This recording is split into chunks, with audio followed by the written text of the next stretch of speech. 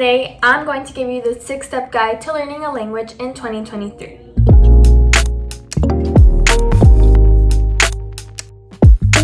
Hey guys, it's Monse and welcome back to another YouTube video. So as you can see, today I'm going to be making a language video, and a lot of people have commented on my YouTube channel how you can start learning a language, how can I start, where do I begin, all of that stuff. So I decided to make a 6-step guide to learning a language in 2023, and I'm so excited because this is literally what I've done to start learning all of the languages that I am currently learning. I use this for French and for Italian, and I'm doing it for Korean. Let's go. Disclaimer, this guide worked for me just because it is what helped me study and actually memorize the information and content that I was learning.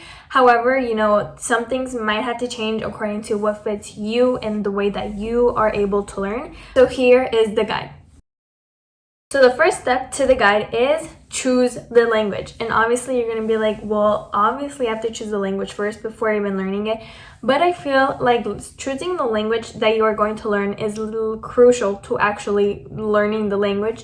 Just because I feel like sometimes, and personally this happened to me, we choose a language to learn just because it's popular or just because a lot of people are learning it. When you want to learn language, you have to be like obsessed with it. You have to love it so much, because obviously language learning is super fun, but there are times when it starts to get a little bit more difficult, where you have to learn a lot of grammar rules and a lot of difficult concepts. If you truly love the language and you are obsessed with it, you are going to stick with it. But if you don't like the language that you're learning, you will give up like this. And this happened to me, so this is why I'm saying it. You really need to be obsessed with the language, and this will allow you to just be a lot more motivated to keep learning the language and to obviously not give up on it. Second thing that you have to do, now this. I feel like I've been saying this for the longest time, but the thing that I do right when I start learning a language is I learn the 1,000 most common words in the language. This changed my language game. I first started learning French. I didn't learn the 1,000 most common words. I kind of just went right into it. I learned a lot of different vocabulary that honestly I don't even use to this day. But once I saw Nathaniel Drew's video and Shay Jordan's video on how they started learning Italian by learning the 1,000 most common words, that literally clicked in for me, and I was like, I should do that for French too. And it completely changed the way that I went about learning French. So if you're learning a language, I completely recommend learning the 1,000 most common words. Literally go onto Google, type in the 1,000 most common words in the language that you are going to learn, and memorize them. And you would be like, Monse, how am I going to memorize 1,000 words? It's not impossible. It probably took me 3 months just because we were in the pandemic, and so I really was not doing that much. But it is not impossible to learn 1,000 words in a couple months. It's not impossible at all. And learning the 1,000 words is literally completely changed the game for me when it came to language learning, because I was just practicing my pronunciation a lot, and I was memorizing and literally having the language in my brain every single moment. The third thing that I did, and this was while I was actually learning the vocabulary words, so I was doing this at the same time that I was learning the vocabulary words, is that I would listen to the language every single day. Again, I feel like this is the only thing that I say on my channel when it comes to my language learning videos. Exposure to the language is key. I'm saying this again. Key to being able to actually understand the language and learn the language, because you're exposing yourself to the way that people are speaking. Personally, the only content that I listen from languages is from natives, just because you're listening to a native speaker speaking the language you're learning, so it just makes sense, yeah.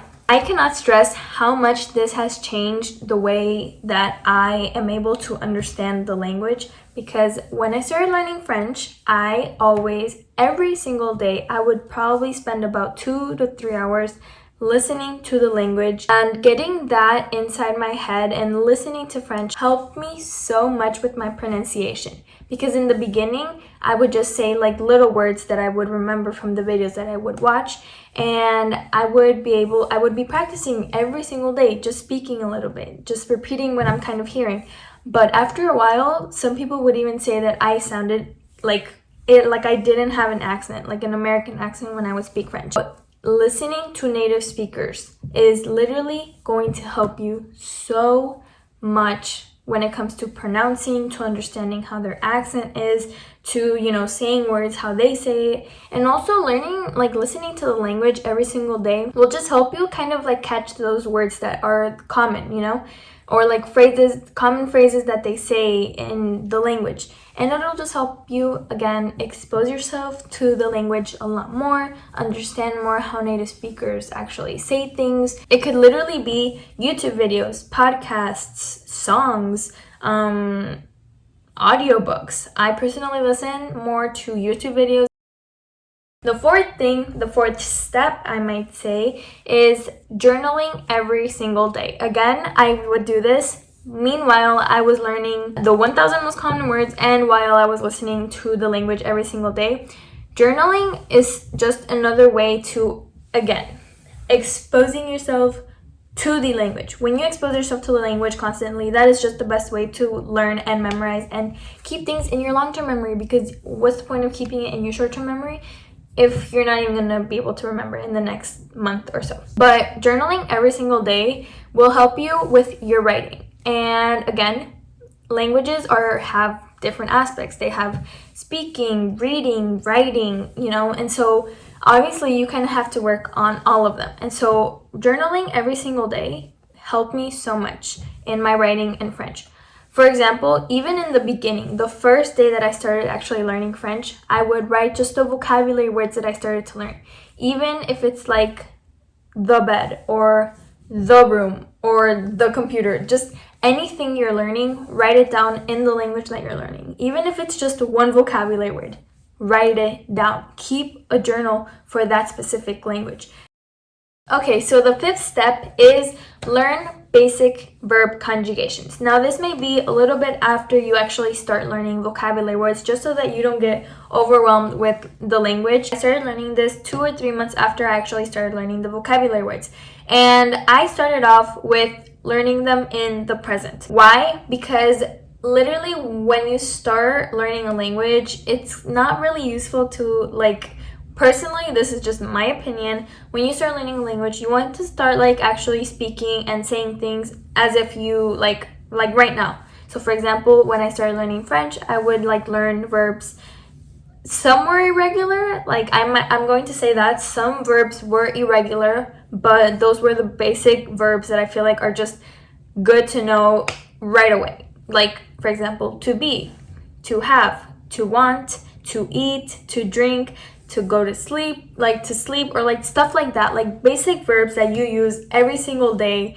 So those were the verbs that I started learning right when I started learning French. That really helped me actually start practicing the verbs and forming sentences, but saying things right now, and that's what I would write in my journal. I would write je vais aller au parc, or je veux acheter des nourriture, just basic sentences like that.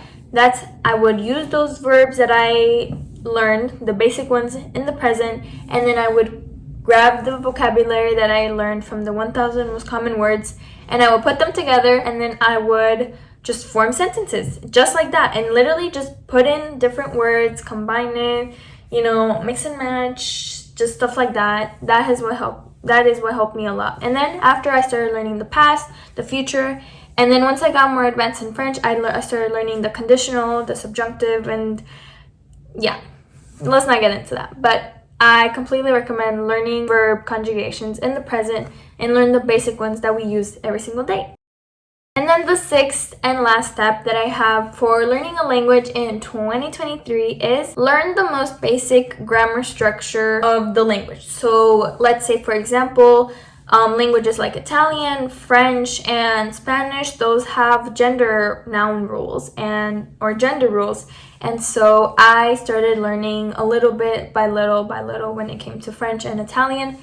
I can't even talk today. But just learning that will help make learning the language way more easier. So if you're learning any like Romance languages, I'm pretty sure most of them have the gender like rule. Correct me if I'm wrong. So for example, forming a sentence, adjectives, the gender rules are the three most common and most basic things that I feel like you can learn in the language when it comes to grammar. So yeah, that is the last thing that I have put, and that is something that I'm still working on to this day when it comes to French, Italian, and Korean, just because, you know, you're always learning something new. That was pretty much it for today's video. I truly hope this guide is going to help you, or is helping you, or will help you when it comes to learning a language in 2023. Thank you so much for watching this video. Let me know down below in the comments if you are going to learn a language this year, and comment down below which one. I hope you have an amazing day today. See you in my next video. Bye guys.